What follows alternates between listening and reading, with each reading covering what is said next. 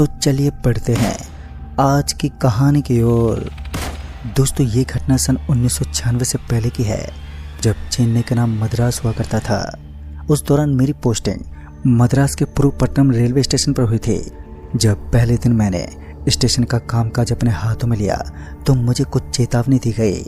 मुझसे कहा गया था कि रात के 12 बजने के बाद पटरियों की तरफ भूलकर भी ना देखें और शनिवार वाली रात को गुजरने वाली मालगाड़ी जो ठीक 1:30 बजे आती है उसे भूल से भी ना तो देखें और न ही उसे गलती से भी लाल झंडी दिखाएं। पहले तो मुझे लगा कि ये मद्रासी लोग मुझे डराकर यहाँ से भगाना चाहते हैं, इसलिए मैंने उनकी बातों पर उतना ध्यान नहीं दिया। पर जब शनिवार की रात हुई तो मैंने नोटिस किया कि पूरा का पूरा स्टेशन खाली हो गया है। यहाँ तक कि लोकल स्टाफ पे कोई ना कोई बहाने से चले गए। अब पूरे स्टेशन में मैं और सूर्य ही बचे थे। फिर जब रात के 1:30 बजने को आए तो सूर्य ने एक बार फिर से मुझे याद दिलाते हुए कहा, सर, हरी झंडी दिखाते वक्त अपनी आंखें बंद रखना जब तक कि मालगाड़ी गुजर न जाए। उसकी बातें सुनकर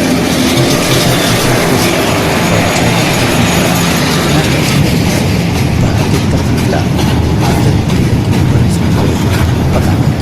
ट्रेन के हॉर्न सुनते ही मेरी आंखें अपने आप बंद हो गई और उस वक्त मेरी धड़कन भी तेज हो गई थी। मेरा शरीर देखते देखते पूरी तरह से कंपकपाने लगा था। मैंने और इसी बीच में उठाकर धड़कनों के वहाँ से गुजर गए। मालगाड़ी के गुजरने के बाद जब मैंने अपनी आंखें खोली तो मुझे सब कुछ दिखाई दे रहा था। मैं अपनी आंखें मचलता हुआ वापस अपने घर में आ गया।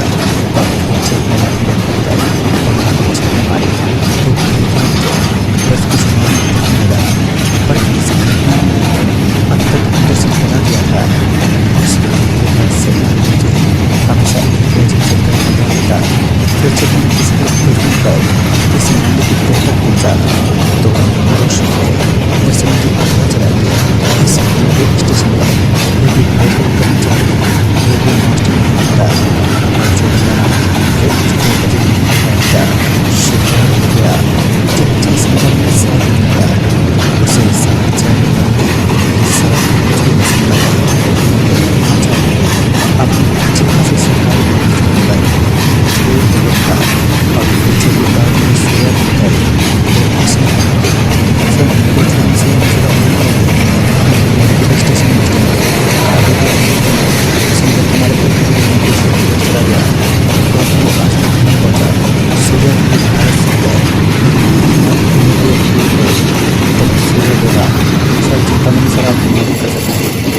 वही स्टेशन मास्टर हैं जो 1:30 बजे वाली मालगाड़ी का रात जानते हैं, पर अभी वो बाहर गए हैं। सुना है अगले हफ्ते आ जाएंगे।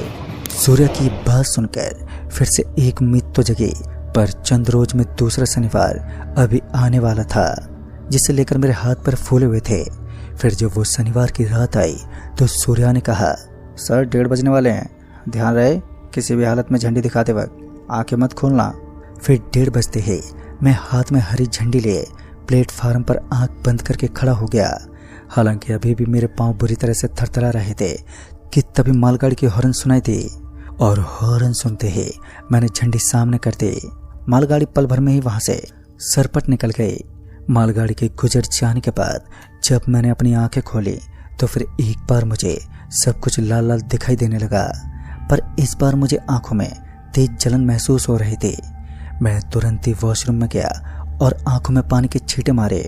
कुछ खास आराम नहीं पड़ा, पर मुझे लगा कि सुबह तक आराम हो जाएगा। पर जब मैं सुबह उठा तो जलन तो कम हो गई थी, पर अभी भी सब कुछ लाल ही दिखाई दे रहा था, जिस वजह से मैं फिर से सो गया और सुबह से कब शाम हो गई ये पता ही नहीं चला। तकरीबन 7 बजे सूर्य घर पर आया और उसके हाथ में खाने का डिब्बा था। इससे पहले मैं कुछ बोलता कि सूर्य बोला, सर जी, क्या आपको अभी भी लाल ही दिखाई दे रहा है? फिर इस पर मैंने कहा, हाँ सूर्य, पता नहीं क्यों अभी तक मुझे सब कुछ लाल ही दिखाई दे रहा है। इस पर सूर्य ने कहा, वो चिंतामणि सर आ गए हैं। चिंतामणि सर का नाम सुनते ही मुझे थोड़ा हौसला सा मिला और उसी वक्त मैं सूर्य के साथ चिंतामणि सर से मिलने उनके घर निकल गए। तकरीबन बस से 300 किलोमीटर तय करने के बाद हम चिंतामणि सर के घर पहुंचे। जब चिंतामणि सर को मैंने अपना हाल सुनाया तो वो मेरी बात सुनकर कुछ देर के लिए एकदम से चुप हो गए। फिर 2 घूंट पानी पीने के बाद बोले, 1:30 बजे वाली मालगाड़ी से बचना आसान तो नहीं है, मगर मेरी मानो तो चुपचाप जैसा चल रहा है चलने दो। चिंतामणि सर की बात सुनकर मुझे बहुत बड़ा झटका लगा। मैंने चिंतामणि सर को मनाने की बहुत ही कोशिश की, पर उन्होंने कुछ नहीं बताया। फिर जब मैं और सूर्या उनके यहाँ से निकल ही रहे थे, तभी चिंतामणि सर ने पीछे से आवाज़ देते हुए कहा, जब तुम बर्दाश्त ना कर सको तो मालगाड़ी को लाल झंडी दिखा देना, उसके बाद फिर जो तुम्हारी किस्मत। इतना बोलकर वो घर के भीतर चले गए और हम दोनों भी वापस लौट आए। चिंतामणि सर के घर से लौटने के बाद सूर्या भी अपने घर चला गया। फिर मैं गुमसुम अपने रूम में बैठा रहा और यही सोच रहा था कि आखिर मैंने ऐसा क्या किया था जो ये आफत मेरे गले पड़ गई है। चूंकि अभी भी मुझे लाल ही दिख रहा था, जिस वजह से मेरे सिर में अब दर्द होने लगा था। मैं बिस्तर पर लेट तो गया, पर आंखों से नींद गायब थी। पता नहीं रात भर मैं क्या सोचता रहा, और जब सुबह हुई तो तब मेरी आंख लग गई। फिर जब दरवाजे पर दस्तक हुई तो मेरी आंख खुली। दरवाजा खोला तो मैंने पाया कि सूर्या आया हुआ है। मेरे दरवाजा खोलते ही सूर्या ने मुझसे पूछा, सर अब आपकी आंख कैसी है? तो फिर मुझे एहसास हुआ कि मेरी आंखें नॉर्मल हो गई हैं और सर में दर्द भी नहीं है। मैंने सूर्या को जवाब देते हुए कहा, अभी तो ठीक है, आगे का पता नहीं। फिर इसके बाद हम दोनों ही रेलवे स्टेशन के लिए निकल गए। काम में मन तो नहीं लग रहा था, पर किसी तरह उस दिन की ड्यूटी पूरी की और मैं घर लौट आया। रात को बिस्तर पर करवटें बदलते बदलते मन में ख्याल आया कि कुछ दिनों की छुट्टी लेकर मैं अपने गांव चला जाता हूं। पर जब मैंने छुट्टी के लिए अप्लाई किया तो रेलवे वालों ने ये बोलकर मेरी छुट्टी कैंसिल कर दी कि अभी ज्वाइनिंग के तुरंत बाद छुट्टी नहीं दी जा सकती। खैर रविवार से शुक्रवार तक तो सारा दिन आम सा गुजरता, पर जब शनिवार वाली रात आती तो मेरे प्राण सूखने लगते। पर 5 से 7 शनिवार गुजर जाने के बाद मेरा डर अब कम होने लगा। मुझे लगा कि अब मैं यहाँ आराम से ड्यूटी कर लूँगा। बस शनिवार की 1:30 बजे वाली मालगाड़ी के समय अपनी आंखें बंद रखनी है। फिर जब एक और शनिवार की रात आई तो पता नहीं क्यों मुझे सुबह से ही बेचैनी होने लगी थी। रात होते होते मौसम भी काफ़ी बिगड़ चुका था। बाहर जोरों से हवाएं चल रही थी और आसमान में छाए काले बादल लगातार गरज रहे थे। और जब मैं हरी झंडी के लिए प्लेटफार्म पर खड़ा हुआ तो हवाएं और भी तेज हो गईं।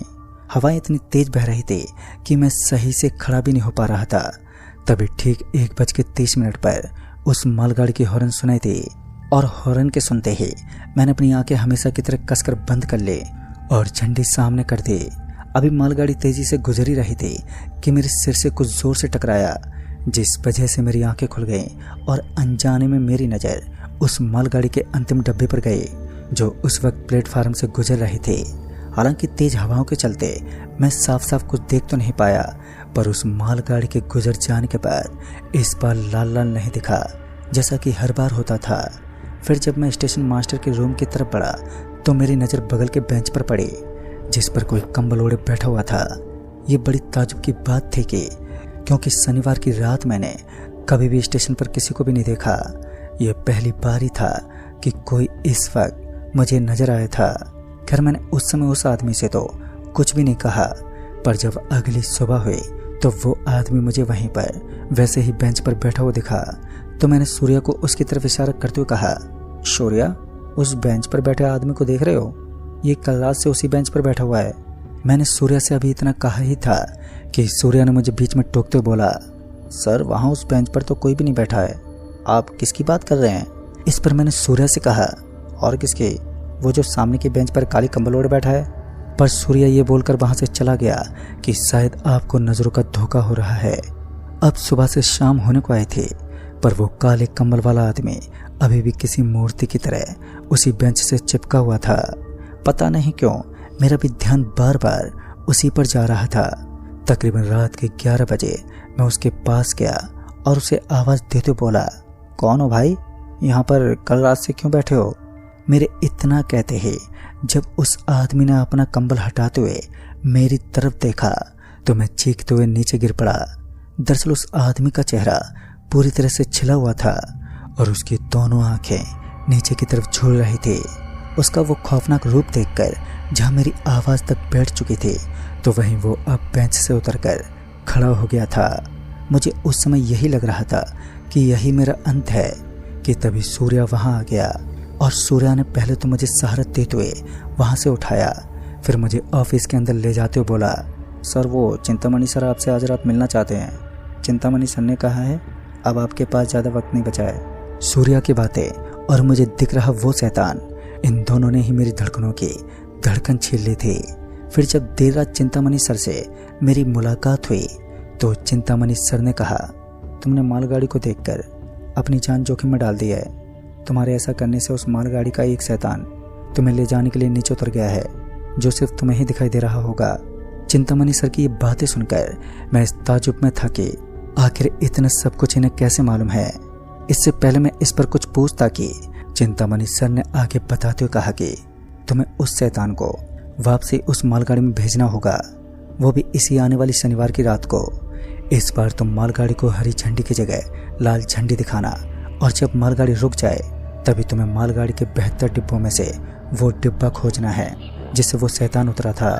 चिंतामणि सर की पूरी बात सुनने के बाद मुझे ऐसा लग रहा था कि आने वाला शनिवार मेरी जिंदगी का आखिरी शनिवार है, क्योंकि ये तो मुझे अच्छे से पता था कि ये सब करना बिल्कुल भी आसान नहीं होगा, पर मेरे पास कोई दूसरा चारा भी नहीं था।